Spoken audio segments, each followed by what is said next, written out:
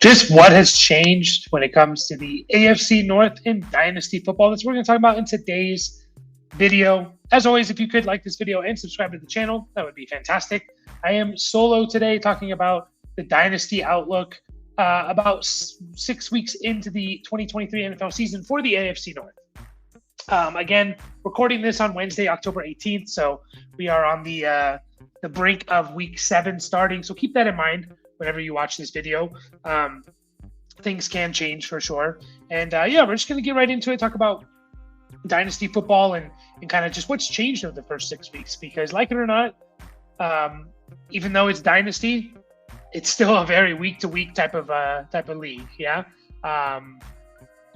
And, you know, people react to what happens each week, and players move up and down depending on what happens week to week. So I think it's good to step back and at least let 4, 5, 6 weeks pass before you start really making decisions. So we're going to look at that, and we're going to start with the Bengals. Bengals are very interesting because as of a couple weeks ago, you probably could have bought low on a lot of the Bengals.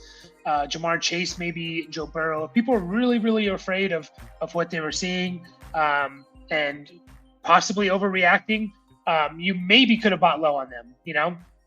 I think that's kind of passed by now.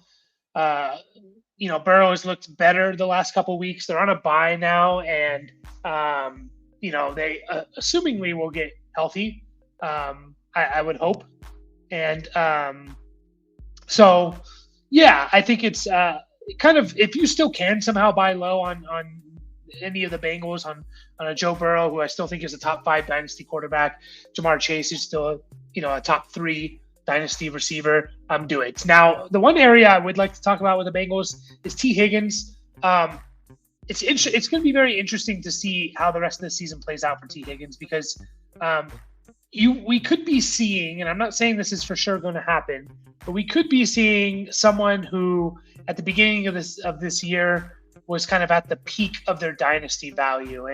And again, dynasty football is kind of like, you know, you're kind of playing the stock market in a sense, right? You're trying to sell things at their highest, buy things at their lowest, right?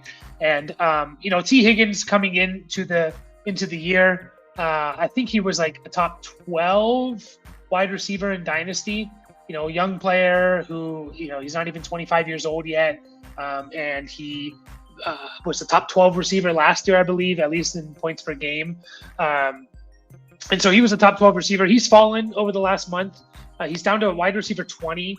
And I just kind of wonder if things don't turn around. He's dealing with a rib injury, and I don't think it's super serious. It might cause him to have some poor performances. It did last week. Maybe it will this week. But he's in a contract year. And it's very interesting to think about T. Higgins not on the Bengals, and how much value is baked into T. Higgins' his value. How much is baked into his value? The fact that he's on the Bengals with Joe Burrow. And I think there's actually a decent amount. And could he be one of those players that go to another team and they're just not made to be maybe the number 1 receiver? Like, yeah, they can still put up solid numbers as a number 1 receiver, but if T. Higgins goes to another team, or he's the number 1 receiver for the Bengals, I don't know if we can. A lot of us are going to think, oh, 1,500 yards he's going to put up, and he's going to be a top 7 receiver easily. And I just don't know if that's going to be the case with T. Higgins. Like, he could be a good player, 1,100 yard, a DJ Moore before this year type of player, but can he be elite? So I wouldn't mind, just with the uncertainty of where's he going to play beyond this year. Like, what if he goes to the worst team in the NFL? And how far does he drop, right? What if he goes to another team where there's already another alpha there, right? But the quarterback isn't as good. Yeah, like he's in kind of the same situation as he is with Cincinnati, but he has a worse quarterback. His value is going to drop. So I would float around the idea of possibly trading T. Higgins for good value. If you can still get top 12 receiver value for him, I think I might do it. It's a tough year for him. Again, contract year, not playing well due to injury, due to the Burrow not playing well. I don't think it's a lot on him. But, you know, when it comes to the contract year, teams are going to look at the numbers. And if he doesn't put up another really good number, they could possibly, lowball him a little bit and excuse me. So I still think it's possible to maybe get top 12 wide receiver value in a trade for T Higgins, and I would think about doing it, tearing down. If I could tear down, if I could get I don't know, like if I could get a Brandon Ayuk in a second round pick. I don't know if you can do that now, but that's something I would do. Like if I can get a even like a Nico Collins and a first round pick and trade away T Higgins, I would 100% jump on that. Even a high second round pick. So moves like that where I think about tearing down or tearing laterally and picking up a piece for T Higgins, just because I think there's a chance that his value continues to drop as it has the first month. So, but that's kind of it with the Bengals. I mean, Joe Mixon, if you can get, even if you're a contender, if you can get a first round pick, a high second round pick for Joe Mixon, I would 100% do it. 100%. So I don't care if you're contending or not. The dude's just, I think we're talking about next year where he's just kind of irrelevant. He's an irrelevant player. Like the only reason he's relevant now is because of pure volume. He's just, doesn't force missed tackles. If he doesn't have the volume, he's not a good player. So, fantasy producer, I mean. So I would definitely try to move off of Joe Mixon as much as possible. Next up, we have the Ravens. And the Ravens, a couple things to talk about. Zay Flowers, I think he's the best, at least as of now, he's the best rookie first-round receiver that we've seen. JSN, slow start, and we kind of expected it. Jordan Addison's looked good, but I think Flowers has looked slightly better. And then, of course, Quentin Johnson has, maybe has the opportunity, but he's not producing as of now. We're 6 weeks in, 5 games into their career. Like, don't freak out too much. But I think if just Zay Flowers, if you got him, you're really, really excited. Mark Andrews is an interesting one to talk about because, we're at the situation now where, he used to be the tight end 2. He's now the tight end 4, and we're looking at a situation where a lot of people after the 2021 season and even into a few weeks into the 2022 season were saying that Mark Andrews is the Dynasty tight end 1.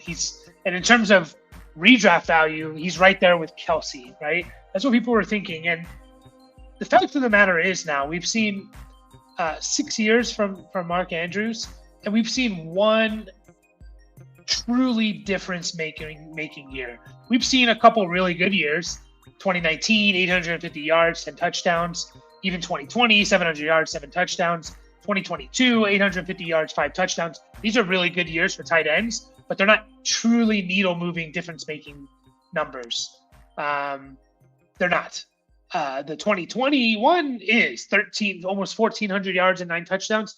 That's difference making. But we've seen that once now in 6 years. And again, he's only played in 5 games this year, and he's only started in 4. But he's only at 300 yards. He's averaging about 60 yards a game. He's averaging about 5 catches a game. A touchdown a touchdown, a little more than a touchdown, a little less than a touchdown per game. I'm just a little worried about, are we ever going to see that Mark Andrews that we expected after the 2021 season? And I just don't know if that's going to be the case. I don't know if it's just this Ravens offense that's not looking like it. So I guess my point is, again, if I can tear down for Mark Andrews, if someone's willing to offer me, I don't know, a Michael Mayer and a first-round pick for Mark Andrews, I would think about taking it. I would at this point. Again, depends on the size of the league you play in and stuff like that. If you play in a deeper league or a shallow league, then maybe you want to have that difference maker at the tight end. But man, I'm getting a little worried of will we ever truly see that dominant season that we saw? And right now it's starting to look like an outlier. So just keep that in mind with Mark Andrews. Like if you have him, you're still happy, like in terms of his production relative to other tight ends. Like you're not upset about it at all. He's tight end 3 on the year in terms of points per game. He's tight end 2 actually. So he's still, he's still one of the best tight ends in the league. It's just, I want to see the true difference making stuff. The 15, I want to see the 17 points per game in PPR. In 2021, he averaged almost 18 PPR points per game, right?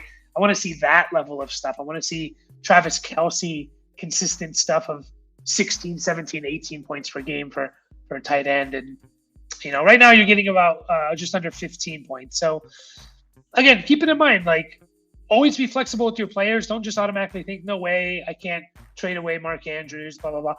If you can tear down and pick up a nice first round pick, I would 100% do it for Mark Andrews. So, and the last guy to really talk about on the Ravens is J.K. Dobbins. Man, if you can get anything for him, I'm shipping it out. It's unfortunate. I liked J.K. Dobbins, solid player, but man, just injury after injury, and now he has a torn Achilles. Like if you can literally get a 3rd round pick for him, just do it. Just take it. That's just my advice for you. I think there's the J.K. Dobbins experiment has kind of sailed. So just kind of keep that in mind. Moving on to the Browns. I'm curious to how people think, and maybe you can leave in the comments about what you think about Deshaun Watson. Because I was kind of high on him coming into this year. He was a guy that I was targeting a lot to buy low on and stuff like that. Because when we saw him play, he was a top 5 quarterback every year. And then he had his, the whole issues and stuff like that, missed a year and a half, almost 2 years. And he's come back. He didn't look great. He put up good fantasy numbers the first week. I'm just double checking real quick. He put up because he did some ground game stuff, but he's only played in 3 games this year, but 2 of them are over 21 points. It's just, we haven't seen, it's tough because we haven't seen a lot. We saw the first week, he didn't look great passing the ball, but he ran. Week 2, he didn't look great. And then week 3, he had a pretty good game, I would say. Like he had a pretty good passing game. He looked a little bit more like the old Deshaun Watson himself. Now, do I think he's going to get back to that top 5 quarterback level? Probably not, but I still value him. Like I'm looking at it now. He's QB 17 according to Keep Trade Cut. Like I would still value Deshaun Watson over guys like Jared Goff, Jordan Love, Brock Purdy. So I guess my point is, like, again, if someone's willing to trade you Brock Purdy and something else on top of it, and that's kind of what the community is saying, right? There's a 5 positional difference between them, and Deshaun Watson keeps falling. If you're able to trade like Brock Purdy for Deshaun Watson and something else, I would do it. I would 100% do it, because I still think the upside for Deshaun is better than a Jordan Love, than a Brock Purdy, than a Jared Goff. So just kind of keeping that in mind. Yeah. With Deshaun Watson, it's tough though, because again, like we've only seen 3 games, 2 of them he didn't look so good, and then his final game he did look good.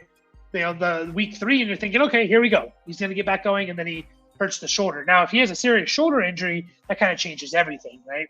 So, this is a very dynamic situation in which we got to monitor. But again, like the community's telling you they'd rather have Brock Purdy over Deshaun Watson. I don't know if I would.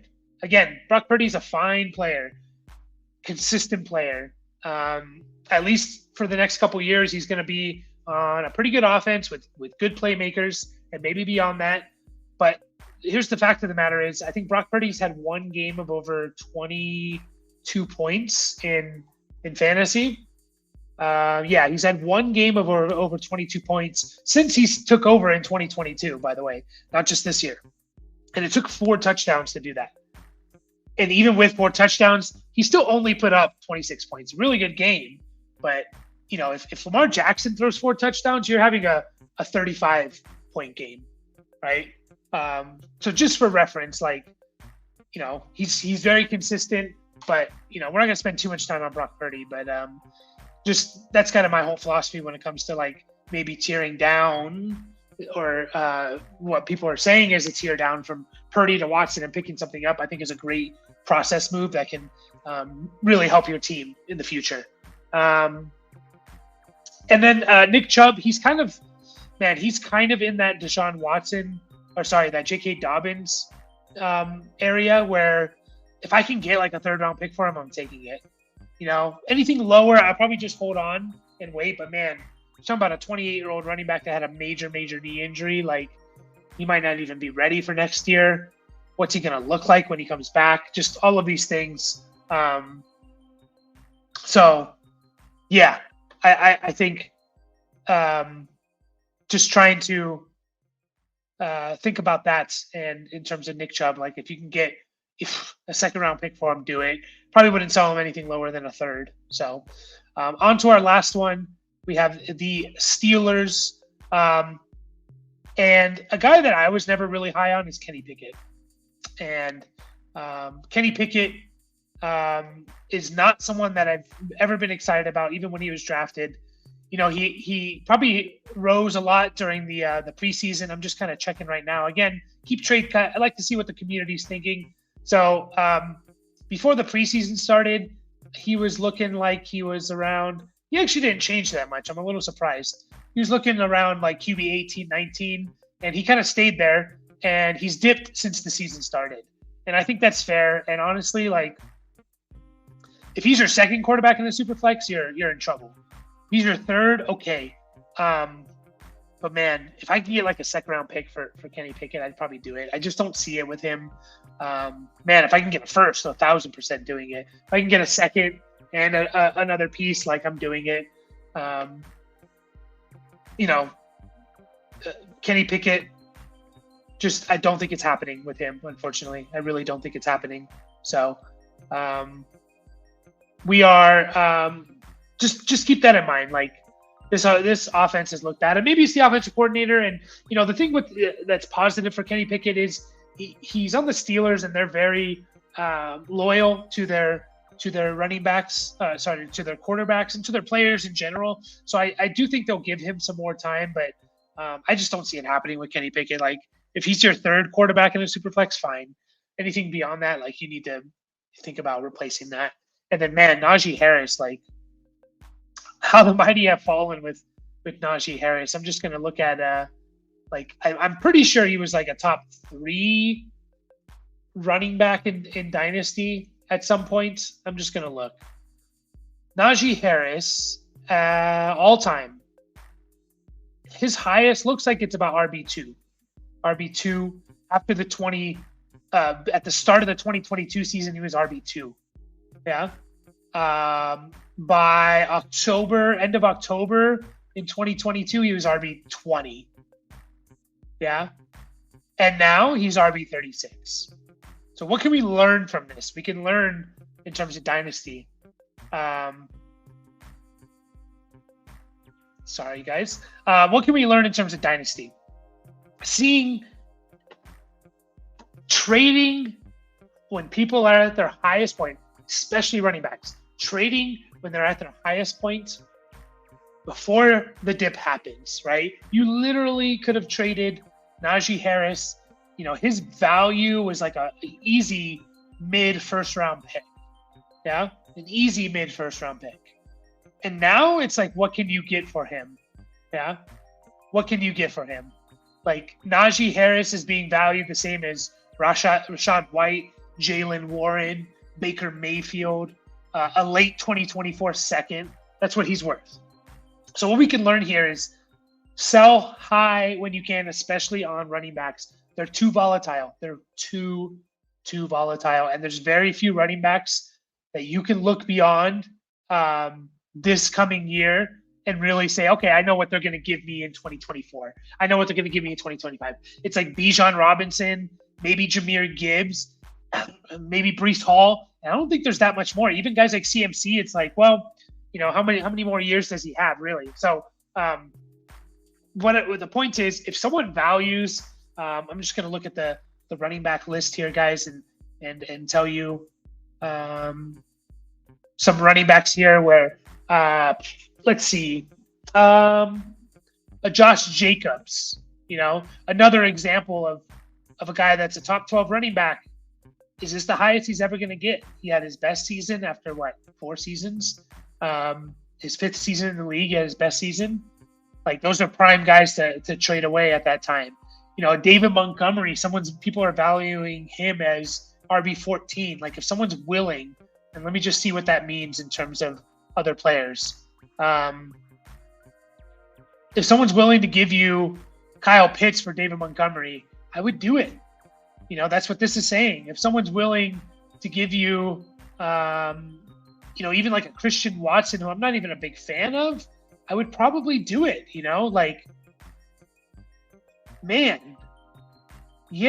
If someone's willing to give you a 1st-round pick for him, I would do it, because this is probably the highest we're ever going to see David Montgomery be. So, again, perfect example with Najee Harris it's the perfect example of just sell high when you're at your highest value. So that's kind of it for the Steelers. I mean, George Pickens is another guy that, like, I'm not 100% bought into. I know he's had some good games without Deontay Johnson. And the community is valuing him as a wide receiver 24. Again, like, if I can do like a lateral movement, like if someone values George Pickens significantly over like a Michael Pittman or a Christian Kirk, or even like a Marquise Brown, I would do that and pick up other things as well, right? I would pick up even a 2nd-round pick. If someone was willing to give me Marquise Brown and a 2nd-round pick for George Pickens, fine, I'm doing it. That's the process trade here. That's what we're talking about. You don't want to tear down too far. You don't want to go into like the,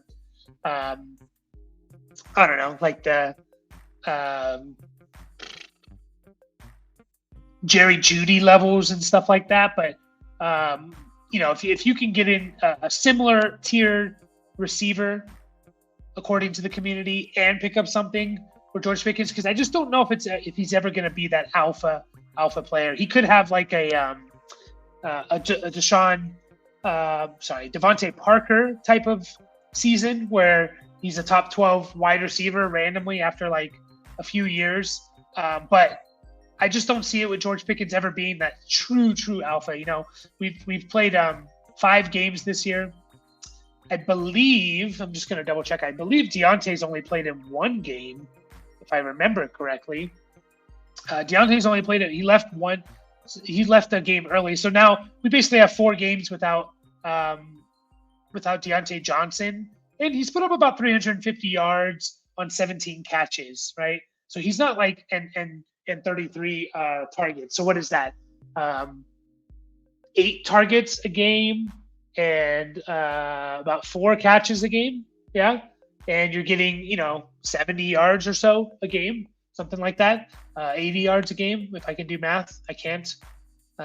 Anyways, you can do math. I don't know. It's just not, I just don't know if he's going to ever be like that consistent alpha player. I do think he can be like a top 24 receiver, and that's kind of where he's ranked. But my point is, if you can get another player that's in that 25 to 32 range, another receiver, and pick up a piece, then I would definitely do it. So that's kind of where I'm at with George Pickens. So that's kind of all I have for you guys today. Just looking at the AFC North and what's changed in Dynasty, and we'll be back looking at the East divisions, AFC and NFC East. As always, like and subscribe, and I'll catch you guys next time.